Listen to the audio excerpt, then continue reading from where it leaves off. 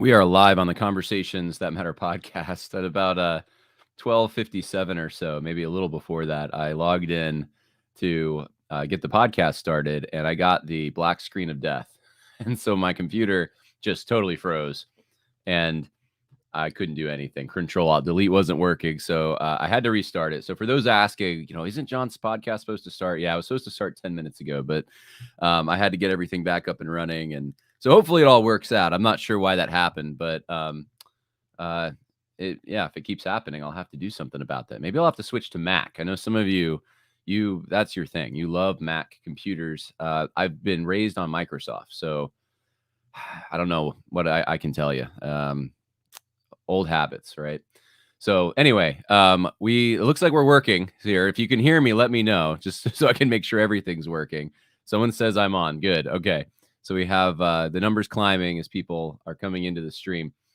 We're going to talk a little bit about this Stanley thing. I don't want to spend a lot of time on it, but I want to relate it to something that I've been thinking about. And Jared Moore actually has a new book coming out on concupiscence, on the lust of the flesh, I think is the title. And I was skimming through some of the things that he wrote in there, and I'm planning on doing a review of the book, maybe having him on the podcast. But I think I want to play a clip. I might play it again in a podcast with him or a podcast on concupiscence in the future, but I want to play it today. And maybe we'll get started with that clip, actually, and we'll just jump into it, because this is a montage. I made this actually months ago of some popular Roman Catholic apologists, thinkers, and what they have to say about concupiscence, which is, basically it's the Latin term for desire. But it's their view of this, especially when it comes to, this is where it gets, I would say, applicational, and the divergences are clearly seen on the issue of same-sex attraction. Their view is different than the Protestant view, or the Reformed Protestant view. And so I want to highlight that a little bit before we get started. And then you can ask yourself the question, is what Andy Stanley saying is the basic error, or at least one of the basic errors, and I think it is the basic error he's making, related to this? Is he adopting a teaching that's not really a biblical teaching, or maybe even or a Protestant teaching? But I'm not saying he's getting this directly from Roman Catholicism, but at the very least, it parallels a difference that I thought was hashed out in the Reformation. So we will get into that. So Trudle asked if I saw the James White debate on Side B. I did not. No, sorry. I've heard about it a little bit. I think one or two people told me about it, but I have not seen it. So maybe we'll talk about that. I don't know. How was it? How'd y'all think it was? If any of you saw it, let me know in the chat section here. All right. So we're going to start off with some clips. These aren't from Andy Stanley. We're going to get to the Andy Stanley stuff in due course, but I want to start off with some clips from some Roman Catholic apologists on this topic of concupiscence and specifically same-sex attraction. How does their concept of concupiscence, and whether or not that is a sin to have desires before you're acting on them, basically, whether or not that is in itself a sin or sinful. So let's get there. Let's see if I can pull it up. Here we go. Catechism, paragraph 1264. Just for the folks who may not know what that says, it says, yet certain temporal consequences of sin remain in the baptized, such as suffering, illness, death, and such frailties inherent in life as weaknesses of character and so on, as well as an inclination to sin that tradition calls concupiscence, or metaphorically, the tinder for sin, fomus peccati in Latin, right? Since concupiscence is left for us to wrestle with, it cannot harm those who do not consent, but manfully resist it by the grace of Jesus Christ. Indeed, an athlete is not crowned unless he competes according to the rules. The Catholic Church Catechism states, homosexual persons are called to chastity by the virtues of self-mastery that teach them their inner freedom, at times by the support of disinterested friendship, by prayer and sacramental grace, they can and should gradually and resolutely approach Christian perfection. The Church is not saying that the desire is a sin. See, actions are sins. Desires are not. Because you can't be charged with a sin for something you didn't choose, something you can't be in control of. But once we have these attractions to whatever, then I need to choose how I behave. So is concupiscence a sin? See, the Protestants confused concupiscence with sin. You know, that original sin is in us, and we are still in sin, and concupiscence is proof of it. It's sin in us, you see. That's wrong. It's not a sin in itself. Sin comes from the will. That's a very important point. Okay, well, there you have it. That's a number of different Catholic apologists and teachers, I think accurately depicting the doctrine of the Catholic Church on this question of same-sex attraction and concupiscence more broadly. And what you'll notice, and I think Andy Stanley goes past this. I don't think they would approve of where Andy Stanley's taken this necessarily, but what I'm trying to do is show you that the basic error that I think Rome advocates on this particular question is that sins can only be sins if they are of the will. That's the only place that sin essentially resides. So if there's desires, there's temptations, attractions, inclinations, whatever term you want to use, that someone can have for something that God has not ordained, that is wrong, that is sinful, were that person to actually carry out the desires that they have. But the Catholic Church has determined that those things are not actually in themselves sin. And the reason for this really is that once you're baptized, that in Catholic doctrine, the baptism takes away original sin. So when you still sin, right, when you still commit errors, there has to be a category for that for the Christian who's been baptized. So it's a willful sin in that sense. It's not original sin. And it's not something that if you have a desire for, you are necessarily guilty of. So they create a category there. And that's the reason they create this category. So essentially someone who is baptized into the Roman Catholic Church, who the original sin has been essentially taken away, but there's still these sinful actions at some point. They can't originate from deep within because that's already been taken care of. I'm oversimplifying here, but I don't think I'm being inaccurate to what the doctrine actually teaches. And I hope to get into this a little more in some future podcasts. So my point wasn't to get deep into Catholic doctrine in this podcast, but just to start it off with showing that this is probably foreign to you if you grew up in a Protestant church. You didn't hear this kind of thing, especially when it comes to the sin of covetousness. We were told in just about every gospel presentation, we were told that God looks at the desires of your heart, that the secret sins, the things that no one knows about except yourself, God knows about. And so he's going to judge you according to those things. So this is probably familiar for most of the audience who happens to be Protestant. I know there are a few Roman Catholics who do listen to this podcast, and Eastern Orthodox. So if you are listening, hey, let me know what you think about my depiction here and where you think I could have. Well, I'm not giving a full description, but at least what you think of my description, my limited description here of concupiscence. But anyway, you heard the clips. That's what Rome teaches. Now, I want to bring this into the Stanley discussion because we're going to go over a number of clips from Andy Stanley. He preached a sermon last Sunday. Protestia actually had someone, I guess, send them the audio. So they captured the audio and posted it online. You can go to protestia.com and find that. I took the audio and cleaned it up more. So the link to this video, you'll find a cleaned up version of that because I think the original version, someone was sitting in the audience recording on their iPhone or something. And so you hear some background noise and things. And so I tried to clean some of that out of it. But I'm going to play some of that clip and we're going to talk about it a little bit as we go. So let's start here. Engineered all those years. Hopefully everyone can hear that. I'm going to see if I can turn the volume as high as I can for you. This is the magnitude and why we're taking something to talk about it. The confusion is created in different parts of the world, especially with missionary organizations and churches who look to us for leadership, and all of a sudden they read these articles accusing us of all kinds of Atlanta and what's going on specifically with Andy. So we decided to address it. Okay, so I want to start by saying that this is an admission that outlets like Protestia, like this podcast, and like many others who have focused on Andy Stanley's errors have been largely successful in convincing Christians who maybe listen to Stanley that he's not correct biblically when he approaches this topic of homosexuality and same-sex attraction. And so this is something that I think is an encouragement in a way. At least I take it that way, that it does have an effect. You do have an effect out there when you share these kinds of videos around. And so Stanley he's forced to react to some of the criticism he's gotten, which we've talked about on this podcast before, for conferences he's hosted and things he's said about this topic of homosexuality.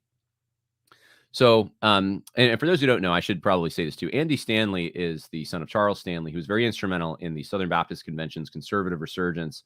He's got a mega church, North Point Church in Georgia, I believe, and he is he has a big name. We'll put it that way. So it's not like he's controlling an entire denomination, but you'll hear later, I think I included the clip where he talks about missionaries and others being impacted because of any connection to North Point and to Stanley, because of the criticisms against him from more Orthodox believers who are concerned about his stance. So an encouraging thing, just to get started here, that, hey, the pressure does mean something. When it's good biblical pressure of this is what the Bible says, this is what you're saying. That version of Christianity draws lines. And Jesus drew circles. He drew circles so large and included so many people in his circle that it consistently made religious leaders nervous. And his circle was big enough to include sinners like me. So he says that Jesus in this talk, which is about 50 minutes, so I've taken about 7 minutes of it. You can go listen to the whole thing if you want all the context. But he says that the difference between Jesus, and I think he's reacting to an Al Mohler article, ironically, is that the criticisms against him aren't the kinds of things Jesus would say. Jesus wouldn't criticize Andy Stanley for embracing same-sex attraction as a legitimate category and hosting conferences that really do affirm LGBT type activities and identities and that kind of thing. Because Jesus, he says, the pattern of Jesus was drawing circles, and that meant expanding the tent of Christianity into sinners. So obviously the key problem with this, and I think everyone should be able to recognize this, hopefully, is that what he's doing is he's assuming that when Jesus sat down with sinners and tax gatherers who were repentant, who wanted to come to Jesus because they wanted the life in Christ that he offered, and they wanted to reject their sin for a better life, for the true life that Christ brings, that somehow that creates this legitimate category for living as a Christian without mortifying these desires somehow, with keeping these desires around, these sinful desires. You're not going to find that anywhere. Jesus doesn't expand to adulterers and to zealots who are involved in nefarious activities, tax gatherers, whatever the evil people of that time were publicly known as evil, had reputations of evil. Those kinds of people, he didn't say, well, you can be an adulterer still in your heart, but you just can't act on it anymore. And that's me expanding the circle. So there's adulterers in this circle. No, such were some of you, right? They were repentant. That was the whole premise of when Jesus told the Pharisees, it's those who are sick who need a doctor, who need a healer. So it was sick people who wanted to get better. And Andy Stanley has to kind of ignore that if he wants to make this argument about Christ, at least. Pretty basic stuff here, but somehow this is what's passing for preaching in Andy Stanley's church. I'm going to tell you the backstory to the current story and then talk about our stories moving forward. So we got to go back in time for a few years. In 2014, Tom Shefshunas and Kevin Ragsdale, who oversaw our amazing network of middle school and high school ministries throughout our network, of churches. I think it was Tom that first came to me. He said, Andy, more and more middle school students are coming out to their small group leaders about their same-sex attraction. And we had already seen this begin to happen with high school students coming out to their small group leaders. And so Tom and Kevin said, hey, Andy, our small group leaders and our volunteers, they just don't feel equipped to talk to a middle school or a high school student about same-sex attraction. And would you put together a training to help our leaders, know what to do with this? Well, to me, that is an extraordinary win. This is almost 10 years ago. Once upon a time, I don't have to tell you this, once upon a time, the last place a middle school student or a high school student was going to talk about their same-sex attraction, the last place they were going to talk about it was where? In church. And now they feel confident and they feel connected to where they can talk about the most sensitive area of their life with their small group leader in church. I'm telling you, I'm so proud of our church and our volunteers and this incredible system that Kevin engineered all those years ago that's so relationally driven. So this is a double down.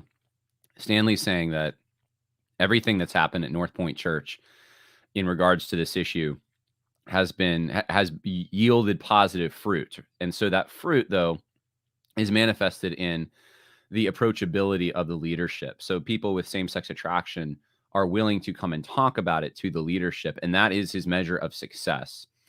And so I will just note that if that is the only measure of success, at least, there's a major problem, because you can have people feel very affirmed and approached, able to approach leaders in just about any secular, academic, or I guess media, or really any medical establishment, any institution you can think of outside the church about now in 2023. People feel fairly confident talking about their homosexuality. So you have to look at this as if Andy Stanley is saying we've caught up to them. We're just like them now in that sense, that people feel confident talking about something that before caused so much shame, but now they're willing to do that. And I do want to say, there is this, there is a truth to, if someone's a repentant sinner and they're coming to you saying, I have a problem, you do want approachability in your church. That's absolutely true. You don't want there to be such a climate of of condemnation for someone who's actually trying to repent from a sin.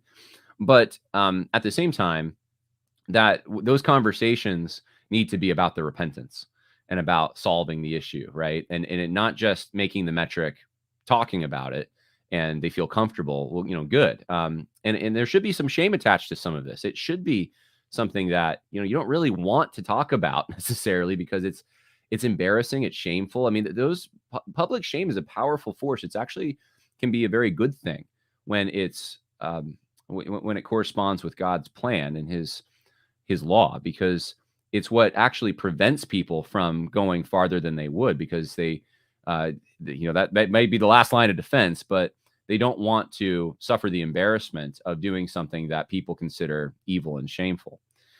So so there should be some shame, but despite the shame, there should be an approachability for those who want to actually repent. Is that what Andy's talking about? He's not really making those qualifications, but he's just making the conversation is happening, and that means that we're in the right spot somehow.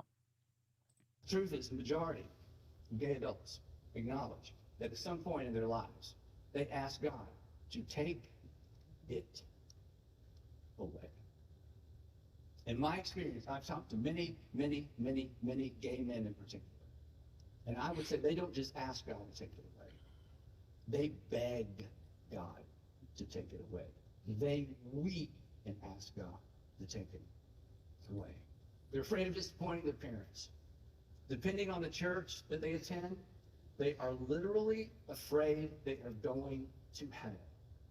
Not because of anything they've done, but because of who they are. Because of the message, not of culture, the message, the church. Okay, so we've heard this so many times. We've talked about it on this podcast in particular, this idea that because people who experience same-sex attraction, because they're embarrassed about it, they feel in the context of the church, they feel somehow judged by it and those kinds of things, that there's all these negative consequences that come from that.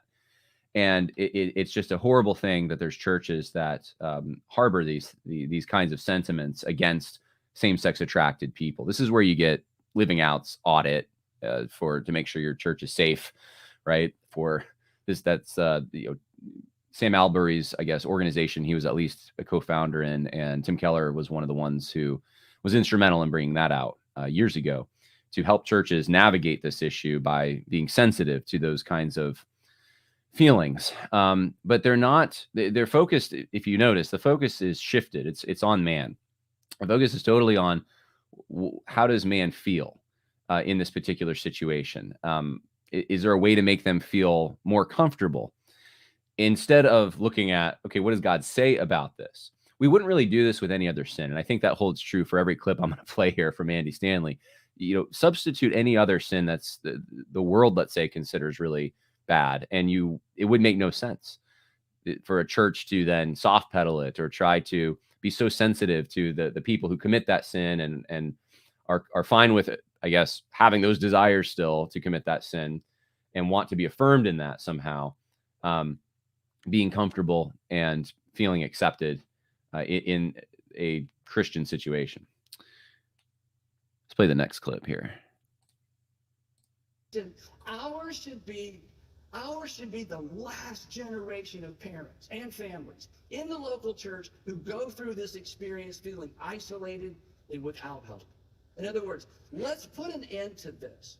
Let's create communities inside of our church where, again, as I said to that group, almost 10 years ago, the church should be the safest place on the planet for students to talk about anything, including same-sex attraction, and the church should be the safest place on the planet for parents to talk about anything, including their kids who are struggling with and wrestling with same-sex attraction, or their kids that have just come out and embraced the identity of mom, dad, I'm gay. So the church is a safe space now, is what you're hearing.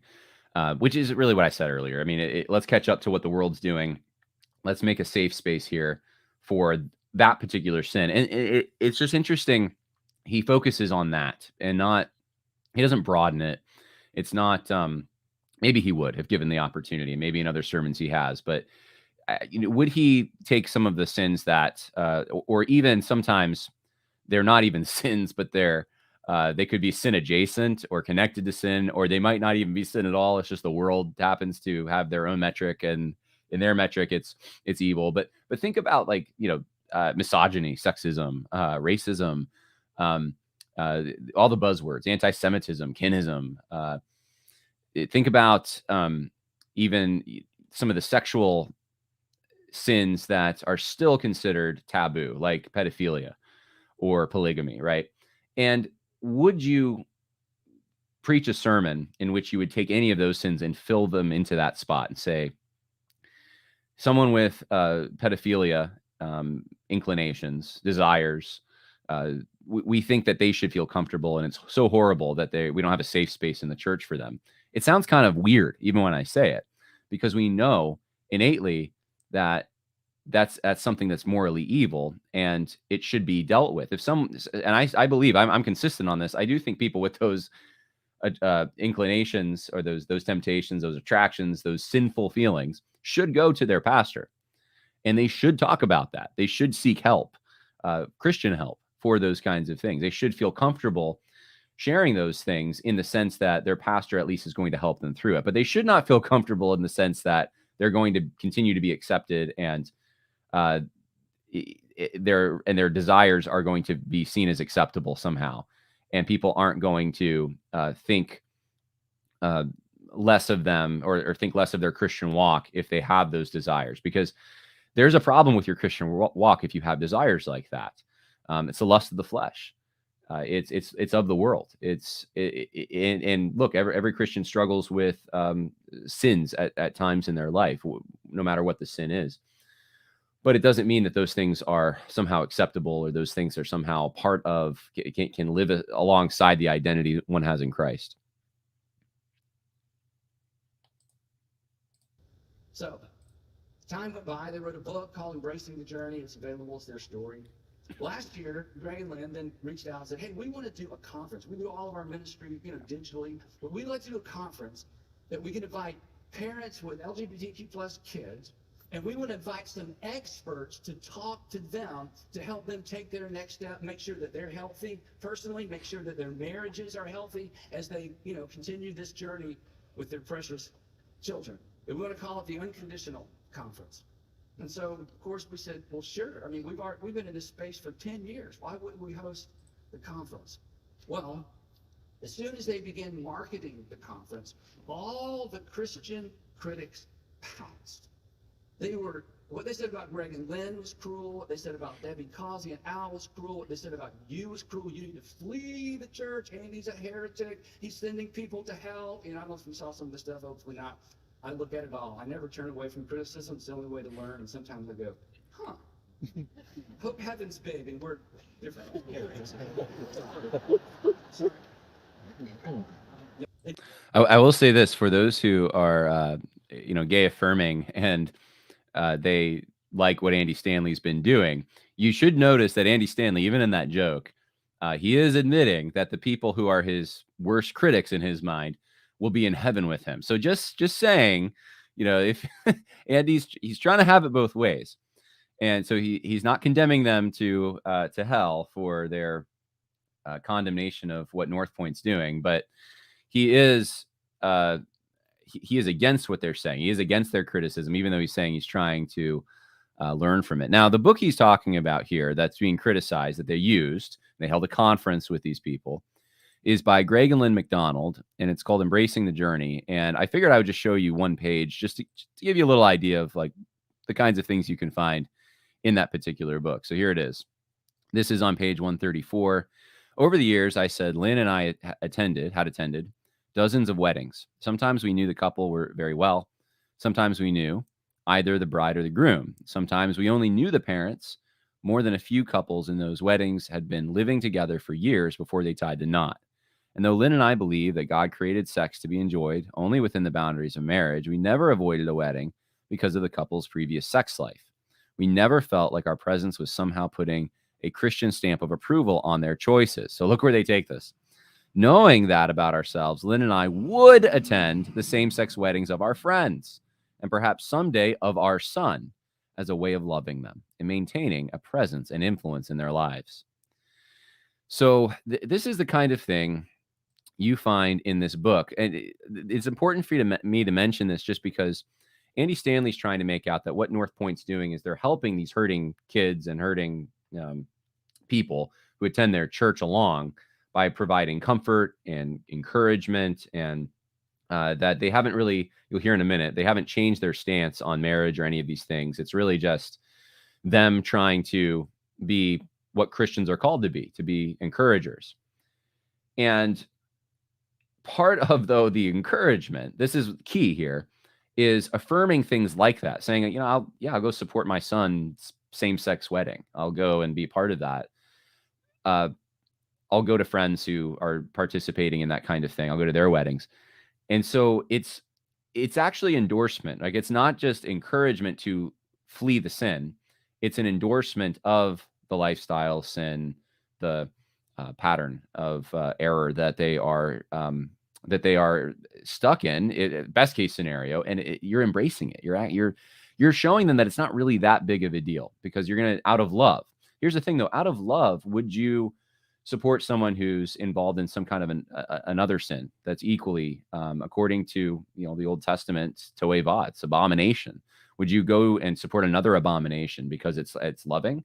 I mean, look, I'll visit someone in jail if they commit a crime, if they steal something or they rape someone or they rob, or these are all still things that most people would agree are bad, thankfully, and they are. I would go visit someone in jail, but I'm not going to go while they are in the midst of committing the crime and clap for them or give them an approval by showing up and not trying to stop them. Or, when the objection phase comes up, is there anyone who would, well, if that still comes up in ceremony, so is there anyone who would object to this marriage? You're obligated if you're in the audience. I mean, you have to, like, that's just, there is an objection. Of course there is. So, let's keep going here with Andy Stanley, and just listen to every clip was terrible. Just every clip has so many holes in it. But we're gonna continue here. We're about maybe 33% through the clips that I had queued. As our side, you can find individuals who believe just about anything, everything, and nothing. The better question, perhaps, is this question: what do we teach? What do we teach your children, your grandchildren? What do we teach about these issues? And it's the same thing we have taught for 28 years. Nothing has changed. Again, I tell you all the time, Sandra and I raised our kids in these environments. We are thoroughly satisfied customers. The thought that somebody is leaving our church over misinformation and pulling their kids out of our fabulous environments, that breaks my heart. Their parents are going to be fine. You can find good preaching, just about anywhere. But the environments that we've created for kids are the best. Again, thoroughly satisfied customers. But as it relates to sexuality, here's what we teach. And hopefully you know this. I feel like if you've been coming for a while, there should be no question about this, but I don't mind just putting it out there. We teach what I refer to as a New Testament sexual ethic. In fact, I wrote a whole book about this, The New Rules for Love, Sex, and Dating. My son Andrew calls it Loving, Sex, and Dating. I'm like, that's not the name of the book. It's The New Rules for Love, Sex, and Dating. Anyway, So he's talking about, he's trying to show that there's been a consistency. He's saying we here at North Point Church have not changed anything. People are just, I guess, woke up one morning and decided to attack us. Why didn't they attack us 15 years ago? We've been saying the same thing. Well, the fact is they haven't been. They've been moving in a certain direction. But his defense is that here's what the New Testament teaches and here's what we affirm. And so if you remember from previous episodes, Andy Stanley does not think Christians are bound to follow Old Testament law at all. Even the moral principles there, it's really strictly New Testament. He's really heretical on that topic. I don't know how else to frame it. And so when he says New Testament ethic, he's trying to limit it to what the New Testament says. Of course, the New Testament, though, imports the categories from the Old Testament. That's inescapable. The original audiences would not have understood, especially the Jewish audiences, what these categories are, what porneia encapsulated when Jesus talked about it. They knew because they already had the Old Testament playing in their minds. They knew what Jesus was talking about. So I'll let Andy continue here, and you can listen to his defense. From middle school to high school to college to singles to marriage to single again, every age and stage of life, this is what we teach. Whether a student is straight or gay or questioning, this is what we say. Hey, if you're going to follow Jesus while you're figuring this out, if you're going to follow Jesus as you struggle with your identity or some of the things you're feeling, if you're going to follow Jesus, here's what it looks like sexually to follow Jesus. And the reason your Heavenly Father has called you to live this way is because He loves you. But here it is. It's just 3 statements. Number 1, honor God with your body, because the Holy Spirit lives in you, and your body is how people know what you believe and where you stand. And your behavior through your body is to exemplify the goodness of God and the grace of God and the love of God. So you always honor God with your body, and you always honor other people's bodies. Number 2, don't be mastered by anything. Not by porn, not by a sexual addiction. Don't be mastered by another person. Don't be mastered by your infatuation. Don't be mastered by your lust. Don't be mastered by anything. You have a master, and He's a king, and He loves you, and He created you, and He knows what's best for you. And number 3, the old-fashioned one. Don't sexualize a relationship outside of marriage. That is so old-fashioned. No sex before married. Well, if you're not married, I mean, who even teaches that anymore? Always have. Always will. And when people think we've listened, wandered away from this earlier this year, Joel Thomas did this amazing series called Intimate Encounters.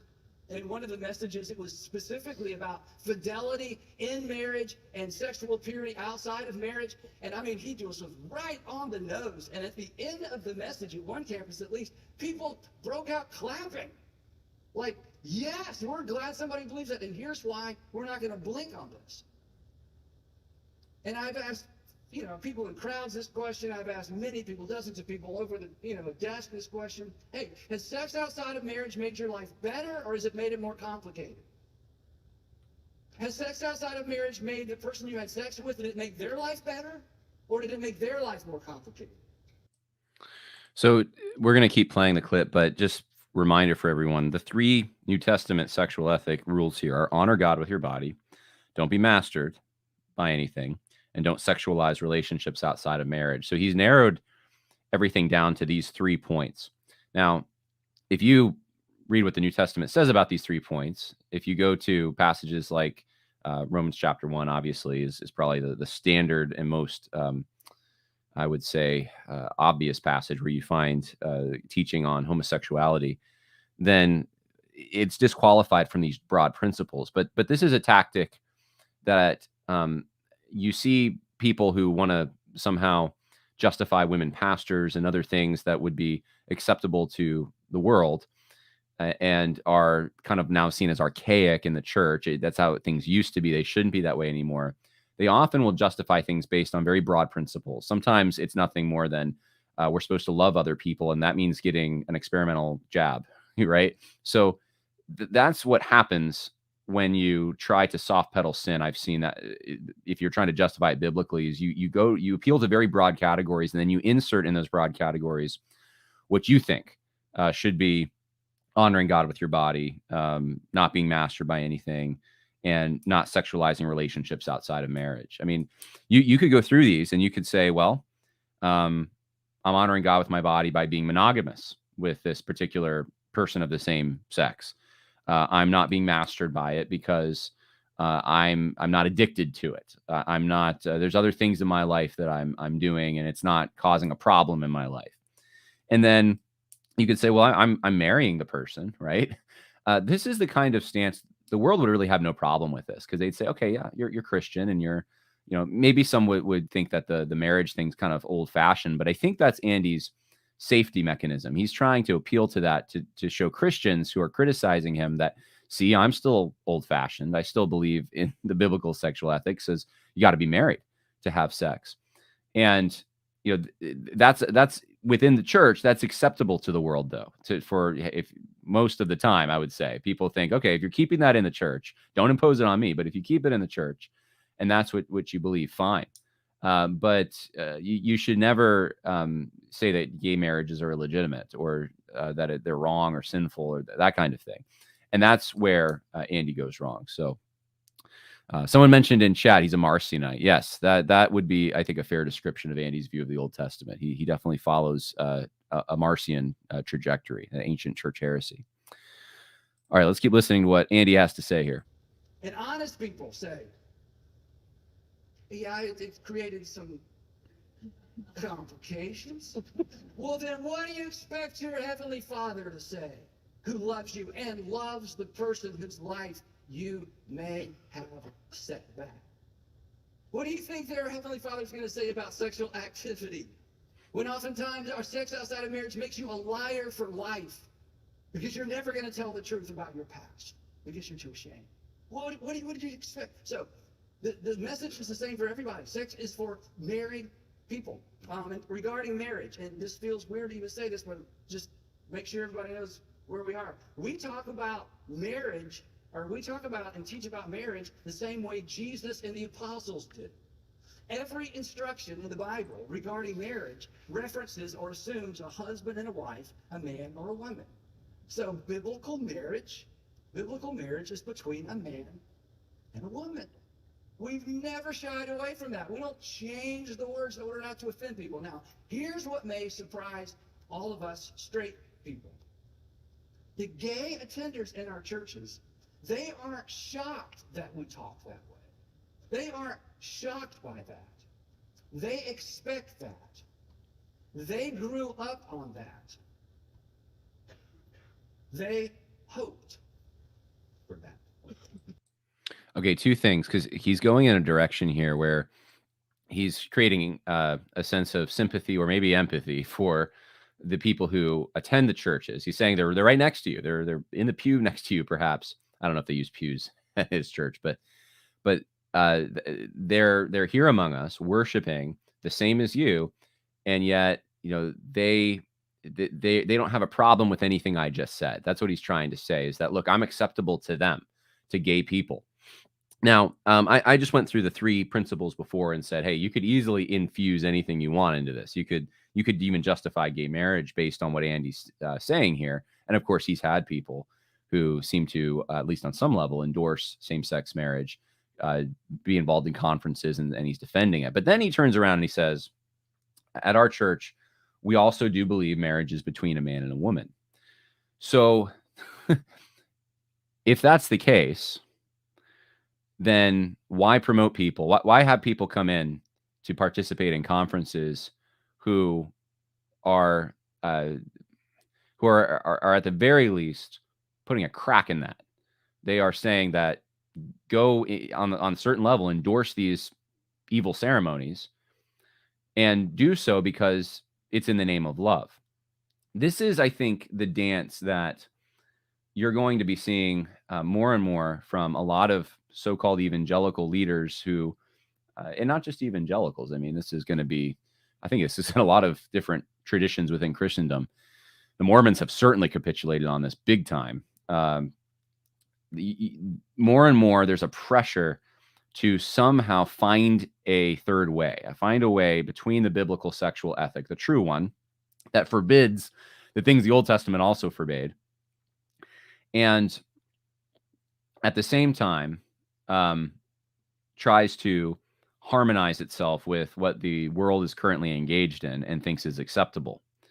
So, and there's all kinds of strange recipes floating around about this. Some people will say, well, inside the church we have this, but outside it's fine. You can even have same-sex marriages. And a lot of people are going down that road, and they think that they're going to buy time or buy acceptance by doing that. Some are, taking all kinds of contradictory positions. Andy's kind of in that camp, I'd say. He's definitely promoting and affirming the desires, the same-sex attractions, and all those kinds of things. And he does it on the basis of God hasn't taken away. People want to get rid of them, but they're not getting rid of them, and they're good Christians, and so somehow they're still acceptable. But yeah, I mean, they can't really get married, I guess. But again, I mean, even he's partnering with people who are to the left of him, according to what he's saying here on this question. So I look at it as a trajectory, and the final state of the train that Andy's on is going to lead to a full embracement of this. But along the way, he's getting criticism because, look, he's got what was an evangelical church, and was, at least the reputation of his father, certainly was a strong conservative evangelical. And so this is hedging, I think, against the criticism. And I'm not saying he's not sincere in it. Maybe he believes this, but it's a direction that he's headed. This isn't consistent. He hasn't said these things. He didn't hold a conference on trying to somehow affirm and help parents with children who have these particular attractions and what they think of as orientations. He didn't do that 15 years ago, hold a conference on that, and how to counsel them so that they can somehow affirm their kids and let their kids know that they're very loved, and that means also accepting them and accepting their that's how they are made. I mean, that's what Andy assumes from the get-go. We already played the clip that these are gay people, right? They're gay people. They have that, and it's before any action that they've done. So he wasn't saying this 15 years ago, but he's acting like nothing's changed. That's the deceit. That's the poison pill that he's taking people on. He's saying that if you've been attending his church for a number of years, that, hey, nothing's changed here. You can still financially support us and come and attend and be part of what we're doing, because it's never changed. Guess what changed? The climate changed, the political climate, and that's why people are attacking me. That's nonsense. If anything, the political climate has gotten more hostile against Christians who have these views. So let's finish this out here, Andy's clip. They prayed for that. They prayed that God would change him so they could experience that. I've sat in groups with small groups of gay men, 35 and up to 65. And watch them weep. Because they don't have family. They couldn't have family.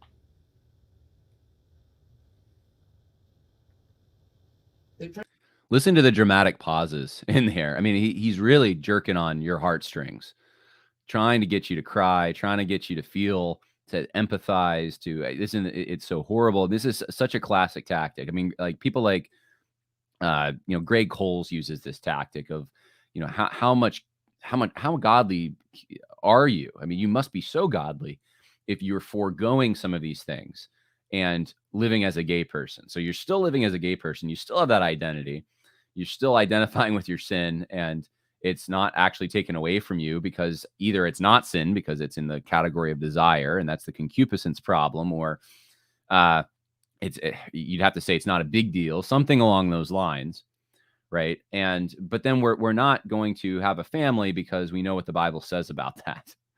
So we should feel very sorry for us. And when we choose to forego those desires, it makes us like super Christians. This is one of the problems the Gospel Coalition has had, is they've in a number of articles have given the impression that there's almost like a higher standard of Christianity, which is greater than hetero. I mean, here's the thing. I know plenty of heterosexual people, right, who are attracted to the opposite sex. And I don't even like using that language, because it's not the biblical language is we are all designed by God to be attracted to the opposite sex. And those who have disordered desires, that's something to mortify.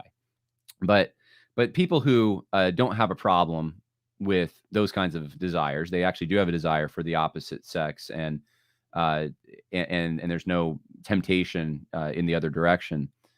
I forgot what I was saying now. I lost my train of thought. I was making a good point. It was a brilliant point, but now I forgot it. All right. Let me see if I can get it back. So yeah. Okay. So people who are, who have these, who consider themselves to be straight, and they're living a life, that is holy to God in that way, approved by God, right? They're pursuing things in the right way that the Bible describes that we're supposed to pursue them. When they get married, there's no problem. There's no they're doing everything according to the biblical plan. When a homosexual person gets married, they're breaking the biblical plan. So a straight person can participate, and a homosexual person cannot. But here's the problem. There's tons of quote unquote straight people who aren't married. They're older, they're bachelors. I have some in my family, some I'm close friends that they've had to, and guess what they've had to do? They've had to be sexually pure for decades while not getting married. I mean, isn't that also a struggle, a real one, and probably and a more holy one in a way? I mean, because these are in principle good desires to have, but you can't actually advance them at all. Whereas in the case of someone who's homosexual, it's evil desires that you can't advance, and we're supposed to think that's somehow holier, or that there's this godliness attached to that. No, there's not. Now, of course, mortifying sin, that's what all Christians should do. But it's not like there's a special category for homosexuals, though, where they are allowed to have this desire and this identity and these inclinations and temptations and all of that. And they should be held up and put in church leadership positions and seen as extra godly because they're not getting married and they're not participating in the physical act.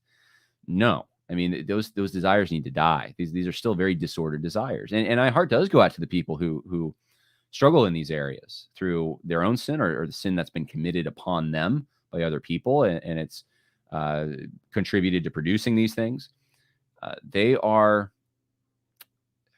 bearing a burden, but it is a burden. It doesn't mean that we should just, our heartstrings should be pulled in the direction of accepting that condition as if it's a godly condition, just because it's not a godly condition. The godliness is the fighting it. So pray for that, and God didn't answer their prayer. And many are convinced that traditional marriage is not an option for them. So they commit to living a chaste life in old-fashioned word. And for many men and women who put their faith in Christ, They just decide, okay, I'm just going to buckle down. I'm just going to bear down. I'm just going to be by myself. I'm not going to have family. I'm going to be sexually pure. And many do that for long seasons of time. For some, it's their whole life. But for many, that is not sustainable. And so they choose a same-sex marriage. Not because they're convinced it's biblical. They read the same Bible we do. They chose to marry for the same reason many of us do. Love, companionship, and family. And in the end, as was the case for all of us, this is the important thing I want you to hear me say, it's their decision. Our decision is to decide how we respond to their decision. Our decision as a group of local churches is how are we going to respond to their decision. And we decided 28 years ago, we draw circles, we don't draw lines. We draw big circles. If someone desires to follow Jesus, regardless of their starting point, regardless of their past, regardless of their current circumstances, our message is come and see and come sit with me. And this is not new. This is who we are, it's who we've always been, and this is why I love our church, and this is why I'm so extraordinarily proud of you. We aren't condoning sin. We are restoring relationships. And we are literally saving lives. There you have it. Literally saving lives. Some people are complaining that, rightfully complaining that I guess the audio of Andy is kind of low. So just so everyone knows, I haven't uploaded the audio version. I don't do that until I'm done. And I'll go back and listen. And at the very least, I'll try to adjust that for the audio version if you want to share that around. But anyway, what Andy just said, and I think it's important to focus on that last line. They're saving lives at North Point. And he basically justifies homosexual marriage at the end. He says, look, it's not because it's biblical.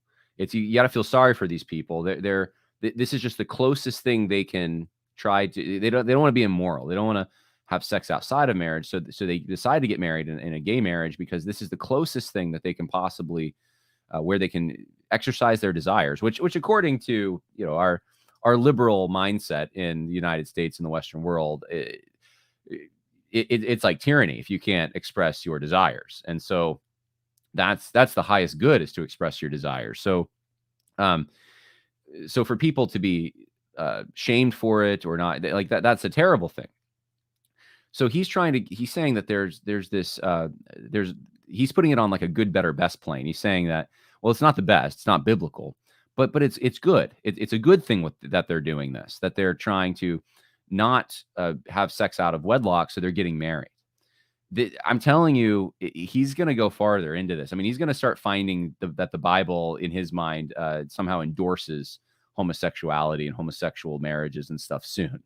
He's saying now he's trying to hold on to the Bible by saying, well, it's not biblical, but you should not be so hard on the people that do that, because look, they're trying to do something that's better. It's better to have a commitment and fidelity than to be just having sex with anyone and a player and that kind of thing. So that's what he's doing. But I would say that's an affirmation right there. And that's where Andy Stanley's at. It's super sad, and I'm sorry to see it. We've been going about 53 minutes, surprisingly. I thought it was shorter than that. Time flies. So I don't want to go too much longer here, but I will take some questions. If you have any questions or comments about this, please get them in now. I know I should have probably flagged some of the comments. I'm going to try to find them if I can now. Some people were asking about the Roman Catholic concupiscence idea here. Now I'm having trouble finding them in the chat. If someone wants to, already wrote that and they want to put it in the chat again, go for it. Yeah, some really good comments here. John Grant says, if you keep my commandments, you will abide in my love, just as I have kept my Father's commandments and abide in his love. So yeah, I think that makes a good point about trying to somehow justify accepting sin based upon love. No, you can't. The obeying God's commandments is love. That's how we know that we love God, as we obey his commandments. And so that's how the world will know that you are my disciples. So you can't, making that separation between this is the command of God, but here's the love for somebody who's breaking the command, which means somehow endorsing that breaking of the command. It's not possible. And it is new. It's innovative. It really is. It's for this particular circumstance because there's so much pressure on the church. I'm convinced. Yes, you're famous now, John. That's right. That's right. All 300 people streaming. Is Andy SBC? That's a good question. I don't know if he still is or not. That's a good question. I bet I could find out real quick if he's SBC. Because I mean, he's replying to a criticism from Al Mohler, which is would make me think that there's at least some overlap there. Whether or not he himself is still, his church is still in the SBC. Yeah, I'm not finding a confirmation of that. Maybe someone can put in the chat whether he's still in the Southern Baptist Convention. Not finding any articles. Yeah, it just says that I guess the criticisms from Al Mohler were particularly potent. So there must be some overlap there because Al Mohler's influence is primarily potent, I would say, in the SBC. So good question there. Okay, so Sean Graham says North Point Church voluntary affiliates with the Southern Baptist Convention in its local, state, and national expressions, and he is, I believe, quoting from their website. So yeah, they are in the SBC. Interesting. So yeah, this is a major SBC church. That means a major mega church that is going down this road. So it's a problem in the SBC. Some people think that, well, it's the PCA that has the revoice problem. No, the SBC has it too. It definitely does. It's not in the same way, perhaps, or to the same extent, but it's definitely there. And I've seen it at a number of places. I mean, Sam Albury is platformed at Southern Seminary, right? So, which is the flagship seminary. So, I mean, it's around for sure. Lots of comments coming in. Is the SBC doing anything about this? I mean, you'd think that if they're going to disfellowship, quote unquote, racists, you would think that this would be an easier call, but this would be big. I mean, disfellowshipping Rick Warren was a big thing, right? So this would be also pretty big because this is the son of a person of a major figure in the conservative resurgence with a lot of respect. So maybe. Is Andy's argument the same reason God deposed King Saul? I'm trying to understand that question. Is Andy's argument the same reason God maybe you can clarify what you mean by that? I mean, yeah, I'm assuming the question is when King Saul was deposed for his disobedience to God, was it a similar rationale that King Saul used, that he was merely taking the cattle and the goods and everything that was supposed to be destroyed? He took them for himself, and he did so justifying it that we're going to sacrifice to the Lord and that kind of thing. I guess I could see a parallel there if that's the question, that Andy is trying to, he's not obeying the Lord, right? But he's justifying it based upon what he thinks is a higher good that the Lord also commands. So pitting God's law against itself, supposedly. Yeah, I guess I could see that. See other questions coming in. The Roman Catholic dogma of the perpetual virginity of Mary makes it clear that Saint Joseph led I'm not sure exactly what Babbery Lane is. If you could maybe rephrase that. Maybe I'm just blind and I'm not understanding the question. There was another one, and I'm looking for it on Roman Catholicism, but I can't find it now, and it's kind of killing me that I can't find it. I should have started when I saw it so that I could go back to it. But hopefully I'll hit it in my closing monologue here. So any other questions before we land the plane? Celibate. So, okay, I guess the question was celibate. Wait, John, wrong. North Point. What was I wrong? Did I say Saddleback instead of North Point? I meant North Point. I was saying that. Well, what I was trying to say was that it took the SBC a lot to kick Saddleback out. So this would be similar, kicking North Point out. That's what I was trying to say. If in case I said that wrong, sorry. So people in the chat are going a little. Sean's saying he was wrong now. So now I'm wondering, is North Point connected to the SBC? So he's got a link here. I can't really copy and paste that, unfortunately, but so I guess maybe if someone could confirm that. I thought that he was putting a direct quote from their website. So yeah, let me know. Let me know if that's wrong. If they are in the SBC, which to me that wasn't the topic of the podcast, so I didn't focus on it. But if they are in the SBC, that is kind of a big deal. Okay, so someone is now confirming they're not part of the SBC. All right. Well, here live, we have figured out that North Point has gone from the SBC to not in the SBC. Okay, Sean is saying he was incorrect, so I don't know where he got that from. So there's another North Point. I got it. Okay, so we're confusing North Point churches now. So I'm glad that Andy's church is not in the SBC. There's got to be some overlap, though, because Andy talks about this Al Mohler article doing damage and that this is affecting missionary support and ministries that they're involved with. So there's got to be some overlap here, I think. But I'm glad to hear that he's not technically in the SBC. All right. Closing, I just want to say this about this whole ordeal. I started the whole video playing a montage from Tim Staples and others who are Roman Catholic thinkers, respected Roman Catholic thinkers, who make the argument. They have more than Andy intellectual justification for why they believe that desires aren't necessarily sins, even if the desire is for something sinful. And I think that is probably the root of Andy's problem, is that he actually agrees with them on this particular point, which is contrary to the Protestant understanding of desire, that actually our desires for evil things are in and of themselves, those things are sin or sinful.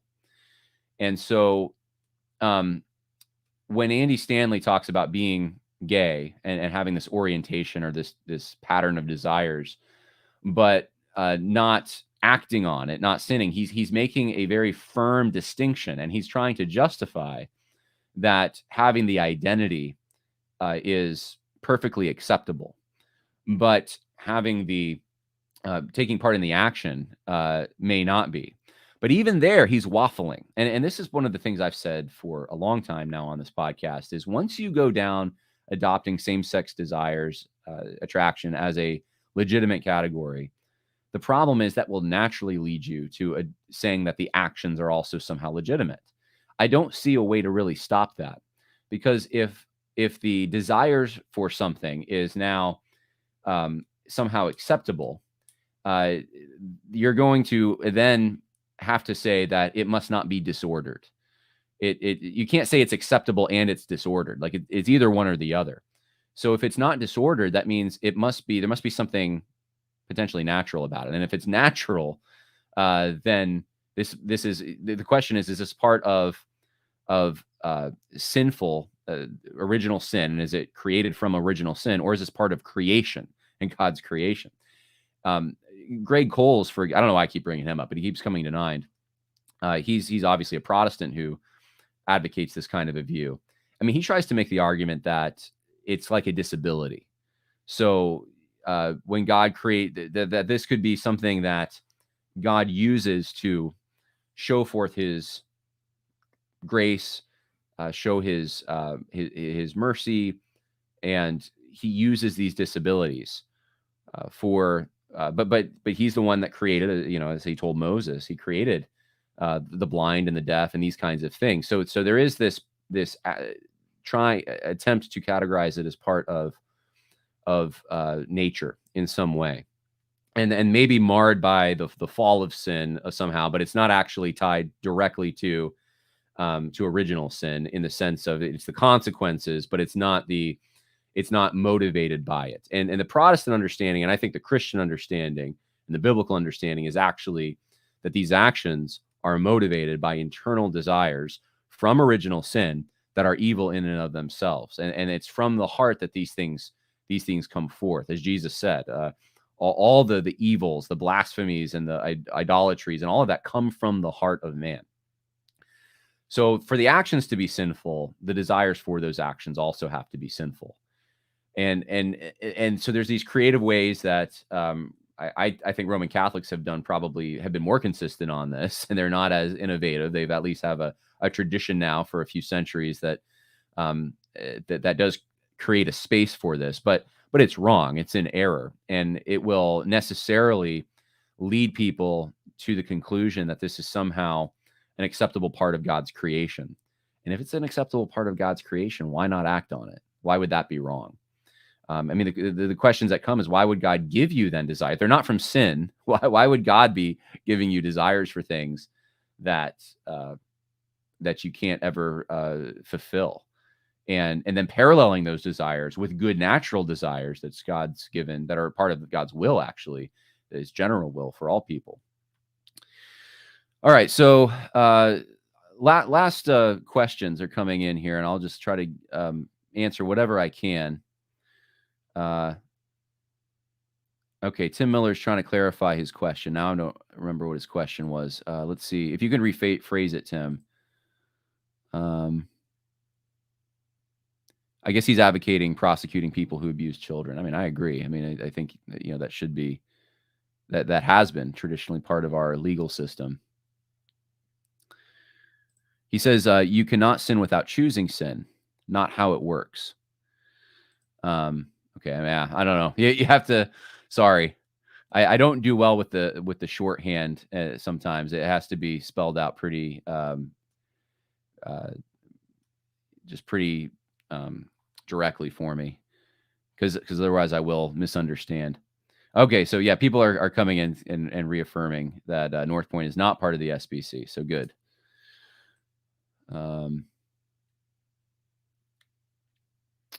Our nature is completely polluted with sin. Well, it's certainly, we certainly have total depravity. We also, though, have good desires that God has given from creation. For example, the desire to provide for your young, right? And the desire to have children, the desire to love your spouse, and those kinds of things. Non-Christians can actually operate in these ways. Doesn't mean that their motives are completely pure. Their sinfulness, I think I could say attached to or part of even those things in the motives, if it's not ultimately out of gratitude for God and that kind of thing. But when Jesus said, even the unrighteous, even the evil father gives his son a fish when he asks for a fish and not a snake, that goes to show you that there is an earthly good. And that's probably the most common phrase I use is earthly good versus heavenly good, or versus eternal good. Earthly good can be accomplished by non-Christians, even though even their earthly good, though, can potentially damn them. That's the thing. That's if they're because they're not doing it, again, for the glory of God. They're not doing it with gratitude to God, but they are operating out of an instinct that God has given. And that's why when mothers kill their children, everyone says, well, that's like sociopathic. There's a problem there. That's a deep, dark thing, right? Because it's the natural tendency of everyone. So I think that separation has to be made here with same-sex attraction. Where do you categorize it?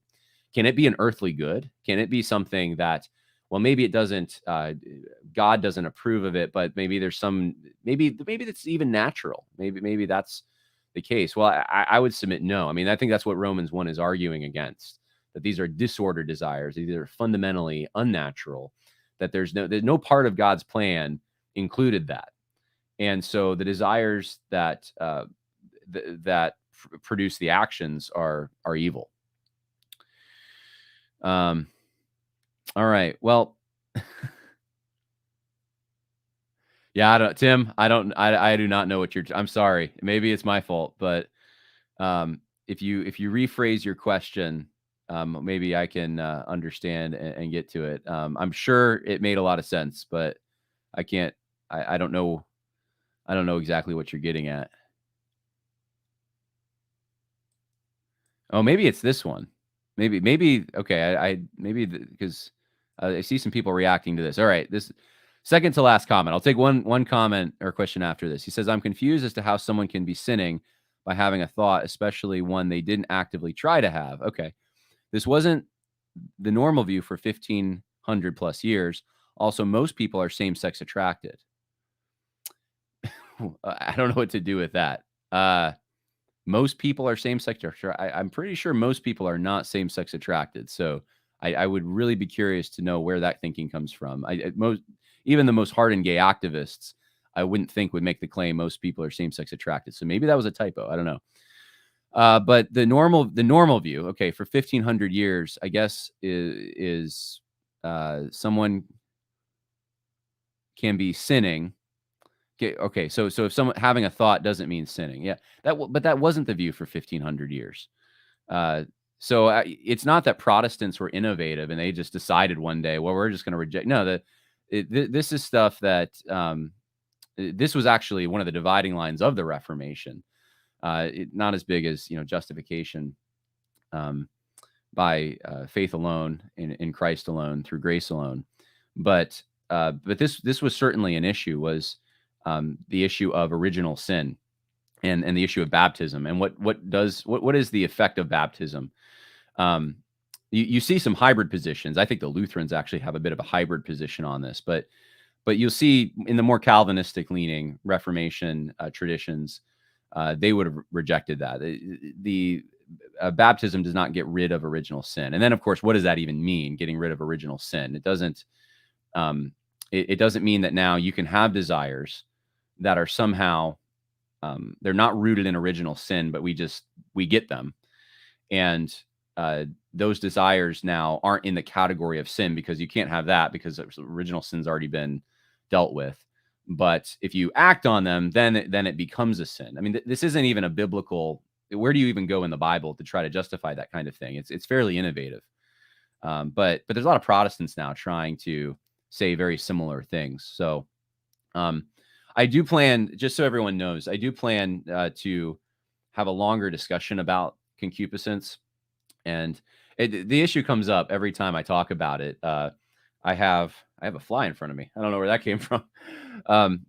There's people who are concerned. Sometimes they have experiences where they've been abused as a child, and that's created problems later on down the line. So they say, this person sinned against me, so how can I be held responsible? And the fact of the matter is, I mean, people sin against us in all kinds of ways. I mean, if I was raised by a violent father and then I went and did violence against others, could I blame my father for that? Well, I could say that my father contributed, certainly, to the tendencies that I have and made it acceptable to me. And there was a pattern formed and a habit formed. But can I say that I'm not somehow now responsible for desiring to murder people? No. I mean, it's still a responsibility I have. I have a responsibility to mortify those things. So we've talked about it before. You can go back to some of my episodes where I talk about concupiscence, and I had Jared Moore on, but I think I'm going to do some more. I'm going to have Jared Moore on probably again, since he just published a book on this. And I might do my own podcast, really going into detail on the Roman Catholic versus the Protestant historic positions on this topic, because I think it is important, and it does come into play in discussions like this. So that was a whetting your taste, playing those clips at the beginning. I'm going to play those clips again for you at a later point. And I know some people have asked me to do that. So one more, did I say one more? One more comment. We'll do one more. Let's see. Well, everything now is just positive. I can't. I wanted a challenging one here. All right. Well, we'll just, Andy Stanley, his parsing on this issue is ridiculous, and he knows it. It's simply pandering. Yeah, I kind of agree. I hate to say it. I kind of agree.